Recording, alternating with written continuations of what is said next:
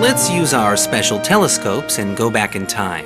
The story of Jerusalem begins some 4,000 years ago, here at Mount Moriah, where the binding of Isaac took place. Jerusalem develops as a fortified Canaanite city, with a fortress at its head and surrounded by a wall. Let's move forward in time and imagine 3,000 years ago, David, king of Israel, conquers the city from the Jebusites, makes it his capital, and builds his palace here. And now back to the present time. David's palace stood right here. Even today, we can see the borders of the city, as they existed in David's time. If we remove the ridge that blocks the view, we will see the Kidron Valley in the east and the Central Valley in the west. Once again, we go back in time. David's son Solomon expands the city to the north and builds the Holy Temple on Mount Moriah. That's the hill directly in front of us.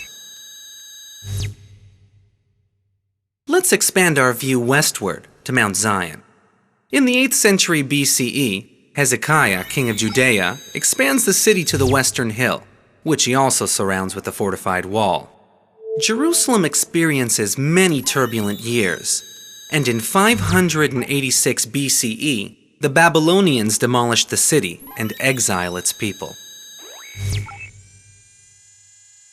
Some 70 years go by until once again, life begins to return to the city. Babylonian Jews return from exile to Jerusalem and reconstruct it. The Second Holy Temple is inaugurated, and the hill, the City of David, is rebuilt. Let's look.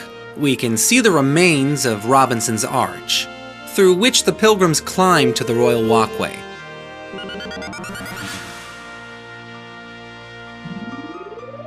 We'll remove the bridge that's in the way and see the major remnant from the Temple Mount, the Western Wall.